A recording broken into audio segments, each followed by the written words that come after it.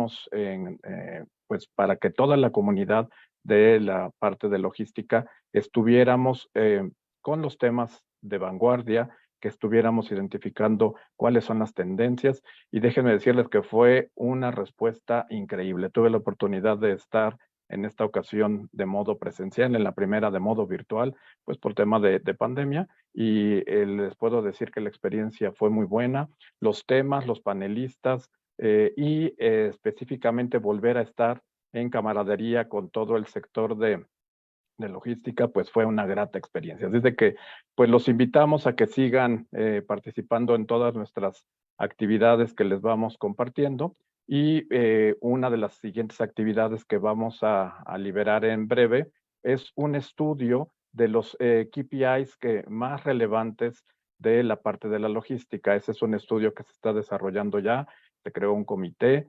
tenemos ahí la parte académica, la parte técnica, y se está desarrollando un muy buen trabajo. Tuve oportunidad también de participar por ahí en una de las sesiones, y lo que les puedo decir es que va a estar bastante interesante. Así de que estén pendientes, por favor, de este estudio que en breve vamos a poder compartir.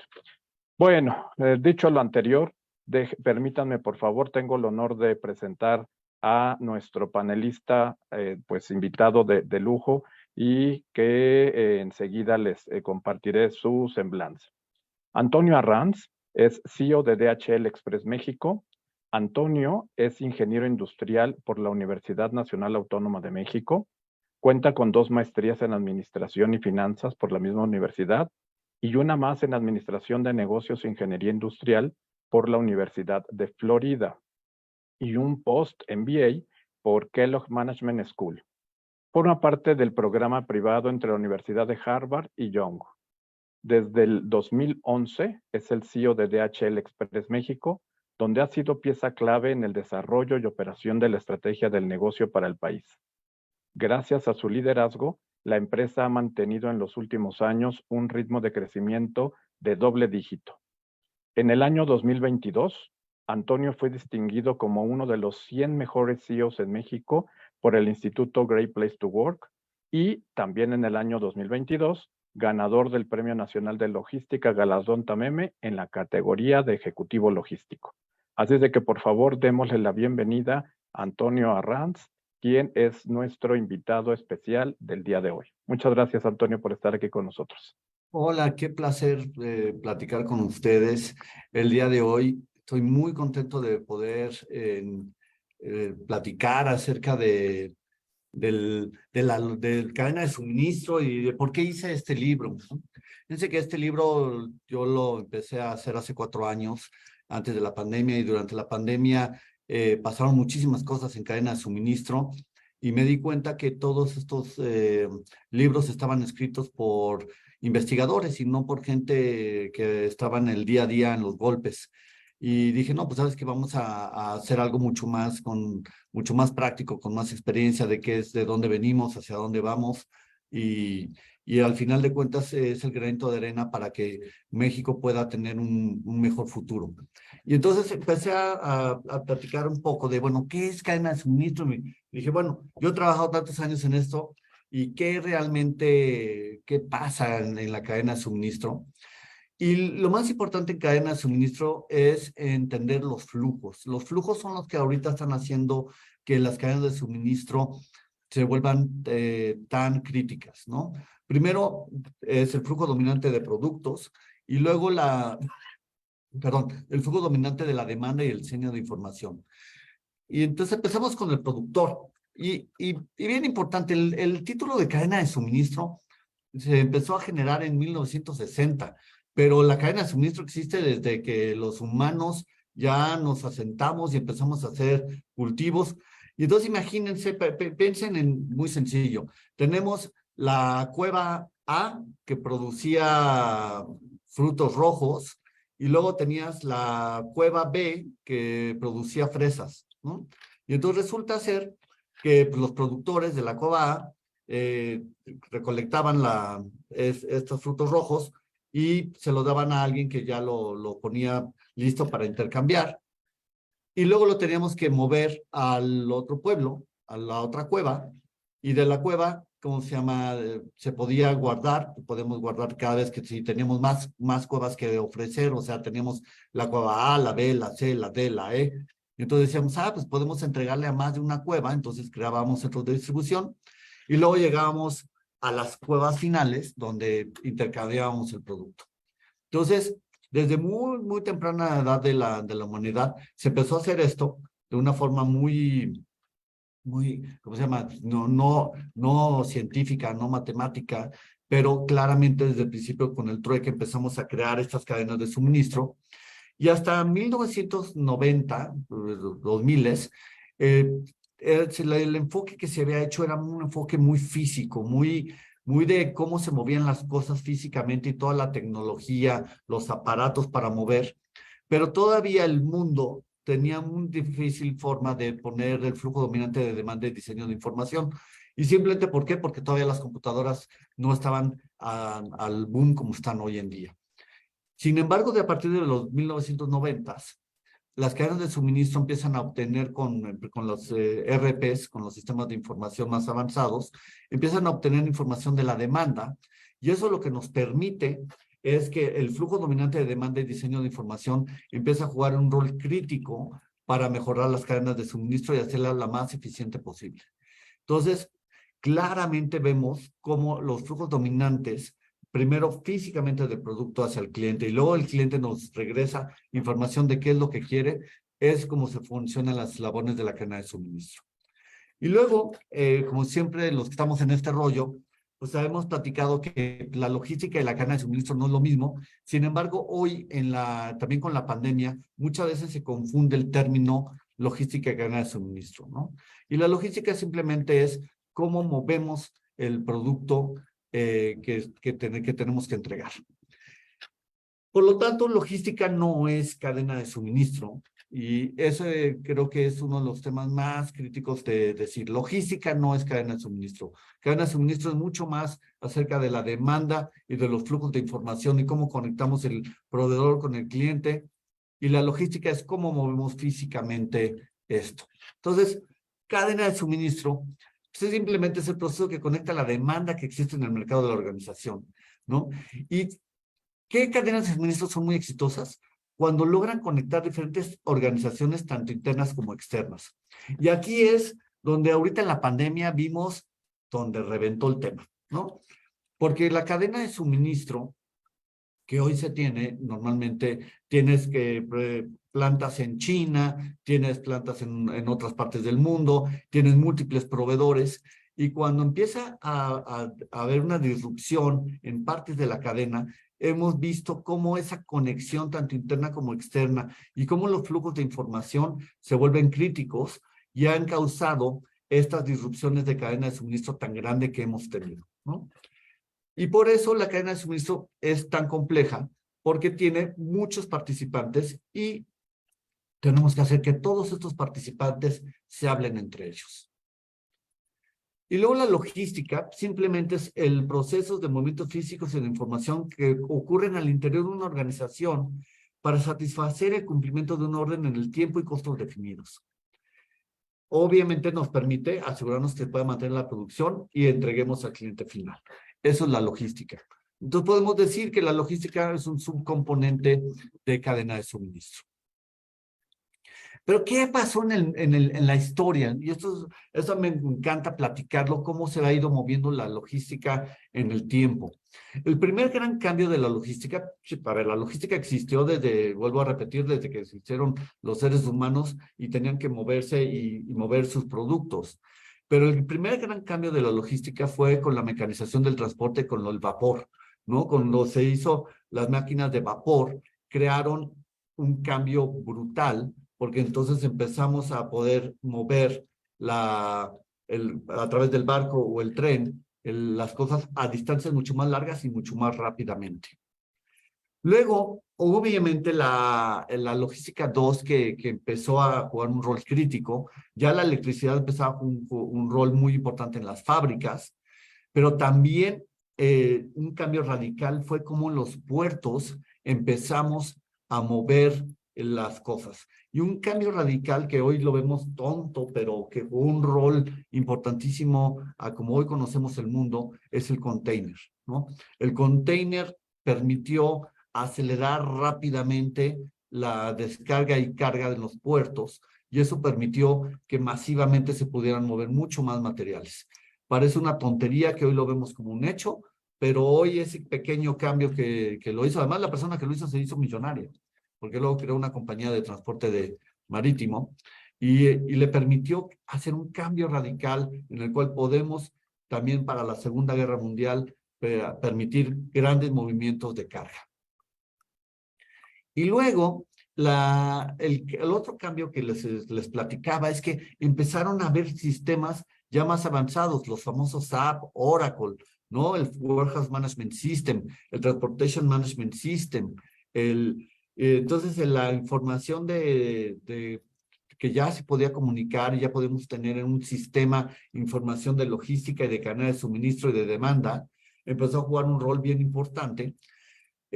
Tristemente, hoy todavía muchísimas compañías están en la logística 3.0, ¿no? Todavía se han quedado ahí. Es algo que estamos muy inmersos en la logística 3.0, pero todavía no nos hemos movido a logística 4.0. Entonces, una de las cosas que yo hablo en el libro es que tenemos que entender que un México vive entre dos mundos. Vive en el mundo de la logística 3.0, pero ya existe una logística 4.0 que ahorita platicaremos, que muchas veces no la vemos porque el México de hoy, con los salarios que pagamos y con la infraestructura que tenemos, todavía no lo vemos. Sin embargo, la pandemia aceleró muchas cosas y ha hecho que muchísimas cosas que pensábamos que iban a llegar en el 2030, hoy ya las estamos viendo en la logística en muchas partes del mundo, y hoy en México todavía no las vemos. Y parte del libro es explicarles todo esto que viene. Y la logística 4.0, y que vamos a entrar a mucho más detalle, es la evolución del IoT, del Internet de las Cosas. Porque el Internet de las Cosas está jugando un rol crítico en la forma en la cual cadena de suministro y supply chain y logística están jugando. ¿Por qué? Porque el Internet de las Cosas nos está permitiendo información en tiempo real de la demanda y de todo lo que está pasando en la línea de producción y en la entrega. Entonces, el IoT juega un rol importantísimo en los próximos años. Pero, ¿qué pasó con la pandemia, no? La pandemia nos trajo así que un cheque, o sea, nos pegó durísimo, porque hasta antes de la pandemia, la cadena de suministro estaba enfocada en ser lo más eficientemente posible. Y eso claramente permitió cadenas muy, muy eficientes en costo, con producciones en China. Claramente ya teníamos muy claro cuánto se tardaba un barco, cuánto se tardaba el avión, cuánto tardaba producirse allá, y muchísimas compañías, yo diría casi todo el mundo, nos confiamos. Y nos confiamos que nunca iba a pasar un evento como el que nos pasó, en el cual iba a haber una disrupción de alguna de las partes de la cadena, y eso lo que nos hizo es darnos cuenta que tal como conocimos cadena de suministro ya dejó de ser, ¿no? Y ya llegó la tecnología y ya llegaron muchas cosas más que están siendo afectadas. Entonces, primer punto, flexibilidad. Flexibilidad en el entendimiento de que hoy no podemos depender de un solo sitio para el sourcing, ¿no? Para donde vamos a obtener nuestros recursos. Es por eso que hoy México tiene una extraordinaria oportunidad con el nearshoring o friendshoring, porque claramente las compañías se dieron cuenta que necesitan tener la capacidad de tener otros sitios donde producir o de donde obtener recursos por si se cierra uno que antes no se tenía. Entonces, flexibilidad, muy importante. Luego, una cosa que nos trajo el e-commerce es la respuesta en tiempo real a los cambios en el mercado. Pues resulta ser que el que más permite tener respuesta en tiempo real a los cambios en el mercado es el e-commerce. Porque con los sistemas que ha creado, le permite entender rápidamente qué le está pasando a la demanda y entonces poder cambiar rápidamente su línea de producción o de dónde va a obtener los productos para satisfacer esa demanda. Y entonces, lo que platicábamos de logística 3 con los sistemas que teníamos empieza a quedarse obsoleto. ¿Por qué? Porque ya necesitas sistemas que te permitan información en tiempo real. Mucho de lo que pasó en Logística 3 eran sistemas que todavía hoy hay muchas compañías que todavía lo llenan a mano, que obtienen información de los clientes una vez por semana o una vez en el cierre. Entonces, ese es un ejemplo muy claro. Por ejemplo, no es para pegarle a mi editorial, ¿no? Pero, por ejemplo, las editoriales, si tú le preguntas cuántos libros he vendido, pues les cuesta mucho trabajo porque todavía el mecanismo es de entrego los libros y cada 3 meses me regresan los libros y hago un conteo y veo qué se vendió y qué no se vendió. Entonces, es un ejemplo claro en el cual la demanda no está en tiempo real. Y ahí es uno de los temas que más importante va a tener que tener las compañías es cómo poder obtener información en tiempo real.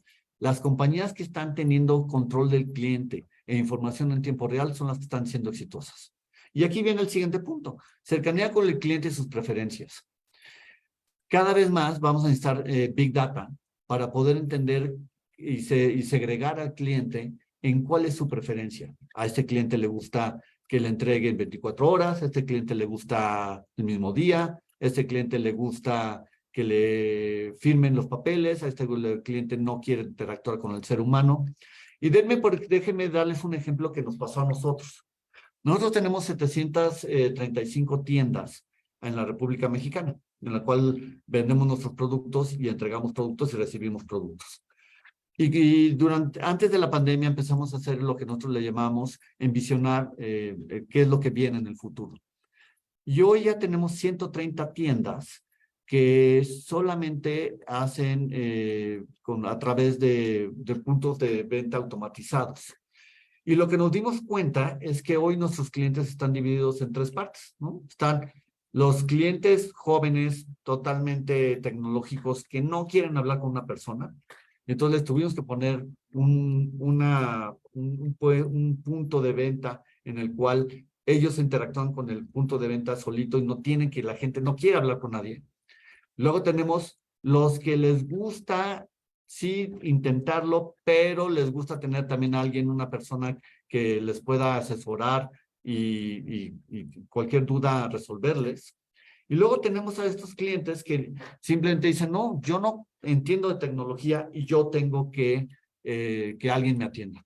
Y eso nos dimos cuenta que tenemos estos 3 tipos de clientes y tuvimos que darle servicio a cada uno de ellos. Así les tiene que pasar a ustedes y entender cómo funciona cada uno de sus clientes. Y el último punto es un punto que va a pasarnos a todos y a nuestros hijos, que es la resiliencia, porque hoy lo que está pasando es que con el cambio climático, el mundo está teniendo muchas cosas que están pasando.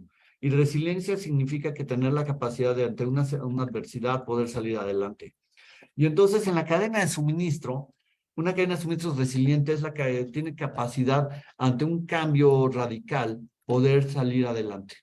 Y entonces ya tenemos que irnos preparando, que va a haber mucho más huracanes, mucho más sequías, mucho más cosas raras que antes no veíamos y que pueden afectar nuestra cadena de suministro y entender cómo eso afecta a nuestra cadena y poderlo hacer mucho mejor. Entonces, claramente estas 4 actividades, flexibilidad, respuesta, cercanía, resiliencia, van a jugar un rol crítico en el desarrollo de la cadena de suministro en el futuro.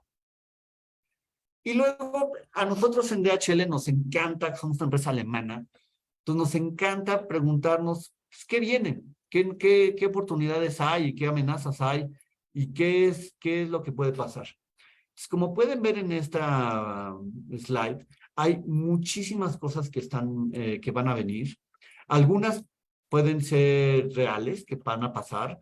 Otras que les puedo decir que pueden ser una como de moda y luego se nos caen. Pero claramente ya hay cosas que están pasando. Por ejemplo, las impresoras 3D ya las tenemos. La mejora biónica, ahorita platicaremos de robots y eso está súper interesante. Sistemas autodidactas juega un rol crítico porque antes tú le decías, ¿cómo yo entreno a mi personal, no? Y entonces antes tenías que hacer una clase normal y llevarlos a una clase y darles un profesor y eso se volvía caro y difícil. Y hoy ya con el teléfono, tú ya puedes crear pequeños clips como TikTok, en el cual tú les vas enseñando cosas y les vas entrenando de una forma autodidacta, en la cual ellos van a su propio ritmo. Y eso está jugando un rol muy importante en entrenamientos, no solamente en logística, sino en todas las compañías. Realidad aumentada, claramente Google, ¿no? Juega ahí un rol bien importante, Meta, ¿no? Que le ha puesto mucho dinero ahí. Sensores de tecnología low cost, ahorita voy a platicar a detalle de eso, que juega un rol criticísimo en logística 4.0. Luego el Big Data, que ese es interesante porque normalmente todos los que estamos en supply chain tenemos mucha información, el problema es cómo las procesamos, ¿no? Logística en la nube, que pues, interesantemente todavía muchísimas de las compañías están en logística 3.0 y no están en la nube, y esa es una gran oportunidad para irse actualizando. Puedes comprar cosas, servicios, hasta servicios SaaS, ¿no? Entonces tienes que ver oportunidades ahí de ahorrar y de automatizarte más rápido. Luego, automatización y robótica, vehículos aéreos sin tripulación, que platicaré de eso, el Internet de las cosas, coches automáticos, que tanto se ha hablado, ¿no? Tanto se habla de que íbamos a tener ya coches autónomos para el 2020, 2021 y no han llegado. Y se ve difícil porque la tecnología es muy costosa y no está tan fácil de hacer, ¿no? Claramente en lugares cerrados, en loops cerrados, va a haber coches automáticos o ya hay coches automáticos, pero cuando ya hablas de ciudades se pone mucho más difícil, ¿no? Luego, entregas a la carta simplemente es cómo lo quieres ahorita, mañana, pasado mañana, en 1 hora, 2 horas, 3 horas. Logística omnicanal juega un rol criticísimo en el e-commerce.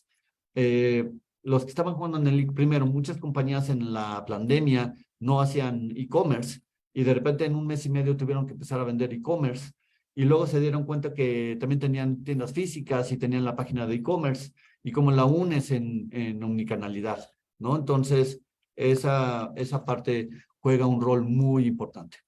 Luego, un rol muy importante que muchas de sus compañías van a tener es lo de logística justa y responsable. Logística justa y responsable es que tú no vas a contratar empresas que contaminan, empresas que utilizan labor forzada. Por ejemplo, Walmart juega un rol muy importante porque él ha forzado a sus proveedores a asegurarse que no usan labor forzada, ¿no? Entonces, muchas compañías estamos comprometidas con eso, con la Carta de las Naciones Unidas de labor, que no haya labor, que no vayas a usar gente joven, niños, que lastimes. Y eso es logística justa y responsable. Y cada vez más hay compañías transnacionales que te están pidiendo eso, ¿no? Logística de shared economy, ahorita con el e-commerce, juega un rol súper importante. Pues todos los chicos que entregan Uber, y todas las Rapis y que entregan en Mercado Libre y Amazon, que son gente que es freelance, que simplemente en su teléfono tiene 4 o 5 aplicaciones y de repente quién le da chamba, ¿no? Y entonces pues entro, yo hoy le trabajo para uno y para mañana y para otro y otro, ese es el share economy, y entonces compartes, ¿no? Compartes los costos, ¿no? Energía inteligente, porque eso obviamente para la reducción de CO2 juega un rol importantísimo. Tamaño de lote de uno, ese es como lo más, ese es el sueño de los de mercadotecnia. Tú hacerle una sola cosa a una persona que sea única, ¿no? Ya hay ahorita, por ejemplo, tú ya vas a tiendas de Adidas o Nike en Estados Unidos y tú te puedes hacer una ropa específicamente para ti o una zapato específicamente, tú haces el diseño y te lo hacen para ti en único, ¿no? Entonces, por ejemplo, es eso. Entonces, ¿cómo pensar fábricas que te va a llegar el cliente, te dice yo quiero de esta manera y tú lo produces en lote de uno y lo entregas como lote de uno, ¿no?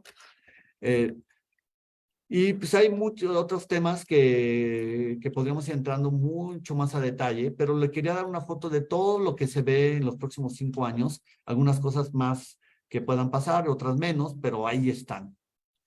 Y luego, este tema creo que es bien interesante, ¿no? Porque los drones, o sea, los drones, por ejemplo, en la guerra en Ucrania, han jugado un rol importantísimo. Y siempre se había hablado que los drones van a jugar un rol muy importante en la logística.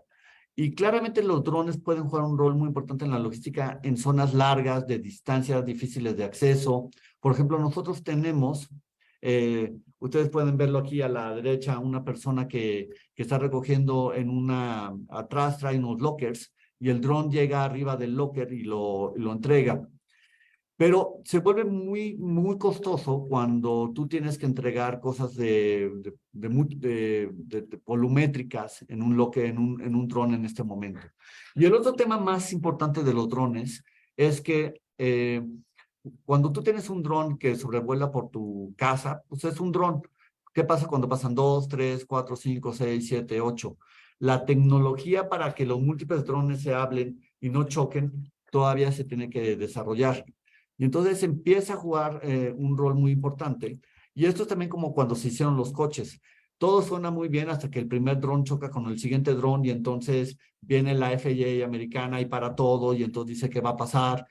Entonces todavía estamos en la infancia de este tema y todavía tenemos que ver si los drones de manera comercial van a jugar un rol importante o solamente van a tener un rol en la parte militar, que claramente juegan un rol importantísimo. Luego, en el centro, ven un avión que dice ahí DHL eléctrico. Es un avión eléctrico. Y ese no es una fantasía. Ya compramos 12 aviones eléctricos. Ya hicimos el primer vuelo de prueba. Va a tener 400 kilómetros de distancia, totalmente eléctrico. Y esto es como si pasaras del avión de hélice al avión de turbina. Es un cambio radical. No sé si saben, pero hoy uno de los mayores contaminantes en el mundo son los aviones. Es difícil reducir la huella de carbono en los aviones tal como los conocemos hoy. Y si queremos reducir la huella de carbono, tenemos que movernos a aviones eléctricos.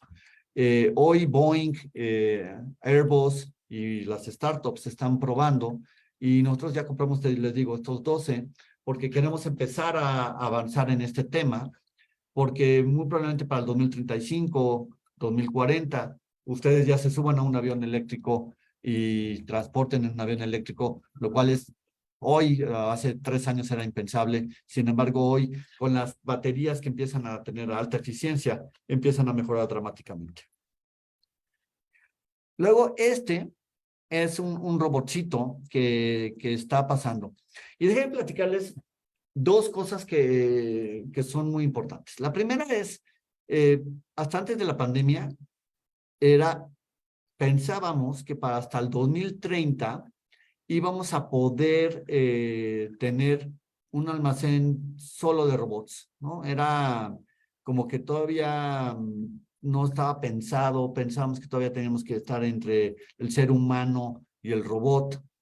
Y sin embargo, la pandemia, con todo el volumen tan grande que trajo de e-commerce, forzó a los chinos y a Amazon a lanzar sus primeras dark warehouses, ¿no? Y el dark warehouse simplemente es una bodega que no tiene dim light, o sea, de una luz muy tenue, y todo está a través manejado por robots. Lo único que hace el ser humano es va y checa si el robot está bien, si le pasa algo, pues va y lo revisa. Pero eso pensábamos que era ciencia nuclear y que iba a llegar al 2030, se aceleraron las tecnologías y ya está ahí. Pero ¿por qué quise enseñarles este video? Y creo que ese es uno de los temas que si se lo pueden llevar, para mí sería de las cosas más importantes que se lleven de esta plática. Es que el robot va a jugar un rol muy importante, pero como robot colaborativo. No sé si se fijaron en el video que pasó un montacargas. Ese montacargas estaba controlado por un ser humano. Y este robot pasaba junto a una persona, o sea, junto a un montacargas con el ser humano. Eso significa que de aquí en adelante vamos a ver muchísima interacción entre robots y seres humanos. En la misma operación vamos a ver interacción. Muchas veces el robot haciendo actividades pesadas, aburridas, por sí solo, y en otras ocasiones vamos a ver al robot interactuando con el ser humano. Entonces, es por eso es importante este video, porque es la interacción de la automatización con el ser humano en un mismo sitio. Y luego, el IoT. El IoT juega un rol importantísimo para el futuro de la logística, porque hoy teníamos muchos errores, por ejemplo, en el almacenaje, podías tener errores de localización, pero ya con los precios de RFID, de las tarjetas de RFID, pues ya empiezas a poderlo obtener, entonces puedes tener IoT, y puede pasar muchas cosas que puedes mejorar el producto, ¿no? Detección de daños, visibilidad en tiempo real, control exacto del inventario, utilización óptima de los activos. Pero déjenme platicarles un ejemplo que tenemos en DHL Express México. Nuestro hub, que es el más avanzado de América Latina, puede mover 16,000 paquetes por hora, ¿no? Intercambiar y distribuir 16,000 paquetes. Cada vez que pasa que una banda de las bandas se daña, tú tienes que parar la banda y redistribuirla, y entonces es costo que tienes en mantenimiento correctivo. Nos gastamos 1.5 millones de dólares y todas las bandas de todo el hub ya tienen sensores IoT. Y entonces lo que nos está diciendo los sensores todo el tiempo es si van a fallar o no van a fallar, o si necesitan un mantenimiento preventivo o no. Y eso lo que te permite es que tu confiabilidad de operación mejora dramáticamente, y entonces eso te hace que puedas operar. Nada más para que nos dimensionemos. 16,000 paquetes en una hora que mueve el hub, yo necesitaría 1,300 personas físicas para poder cruzar esos 16,000 paquetes. Entonces, cada vez que yo paro una hora el mecanizado, hace que yo no pueda operar porque no tengo 1,300 personas. Tengo simplemente que esperar a que la banda vuelva a funcionar. Pero con todo el IoT que ya le metí y que me dice preventivamente qué tengo que hacer, me permite tener mucho más operación. Y eso me permite tener más confiabilidad y dar mejor nivel de servicio a los clientes. Y obviamente el transporte, pues creo que ustedes ya lo han visto, ¿no? Cada vez más. Este, por ejemplo, es muy importante. DHL Express México trajo las vacunas del COVID-19. Lo que poca gente sabe es que las vacunas de Pfizer tienen una temperatura muy especial. Y para tú poder controlar esa temperatura muy especial, tuvimos que modificar los aviones que teníamos. Es un estándar que tienes que hacerle un upgrade, un estándar muy más alto, en el cual te permite la regulación de las líneas aéreas poder transmitir en tiempo real con IoT qué le estaba pasando a la caja. Entonces, en todo momento nosotros transmitíamos, aún en los aviones, qué le estaba pasando a las cajas de las vacunas. Y hoy, yo te digo que es mi doctorado en logística porque fue muy complejo, pero hoy me siento orgulloso que el 100% de las cajas que llegaron a México llegaron sin problemas y se entregaron sin problemas. Y fue que gracias a toda esta tecnología que se creó, en el cual sabíamos en todo momento qué le estaba pasando a cada una de las cajas de COVID-19. Entonces, es un ejemplo que les quiero dar, pero que juega hoy un rol muy importante. Y bueno, y lo que les platicaba, ¿qué es lo que va a pasar, no? O sea, siempre se ha hablado de robots, nos van a sustituir, sí, ¿no? Y lo que le está pasando al mundo es que el mundo se está haciendo viejo. Y el mundo, al hacerse viejo, lo que le está pasando es que le falta mano de obra. Y entonces, en muchos países, ya el robot está empezando a ser una solución ya posible, porque ya la mano de obra es muy cara. Entonces, claramente vamos a ver que en muchos países el robot va a empezar a jugar un rol colaborativo con el ser humano. Entonces, en las fábricas, en las entregas, en la logística, lo vamos a ver.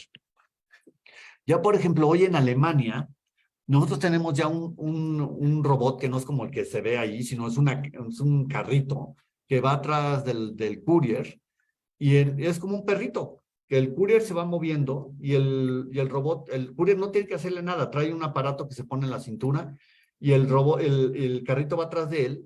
Y entonces cuando se para el courier, se para el carrito y el courier toma uno de los paquetes pesados y lo entrega. Entonces toda la carga pesada la está haciendo el carrito y no el courier. Y eso es lo que te permite entonces tener un courier que tiene más edad, y entonces te va permitiendo tener gente que tiene más edad poder trabajar. Y eso es lo que va a empezar a hacer el robot colaborativo. Con robot colaborativo va a empezar a hacer trabajos aburridos, repetitivos, y el último detalle, el detalle fino, lo va a hacer el colaborador. Y eso, el reto para nosotros es cómo entrenar a 500,000 empleados a que empezar a trabajar con los robots. Y es una de las cosas que vamos a ver. Y este es de los temas que a mí me preocupan en México, porque son cosas que están pasando en el mundo y en México no lo vemos porque nuestra demografía es mucho más joven y nuestros salarios son mucho más bajos. Por lo tanto, todavía esos robots no se ven. Pero ya la tecnología está ahí y va pasando. Y eso es lo que les platico en el libro, vean todo lo que viene, porque eso es lo que le está pasando a México. México vive en dos mundos, en el mundo del México, pero el mundo de Estados Unidos, de Europa, de Japón, de China, es otro mundo que ya existe una tecnología que tarde que temprano va a llegar y nos va, y va a disruptir, va a hacer una disrupción en nosotros. Y bueno, eso es lo que hoy les quería platicar. Muchísimas gracias.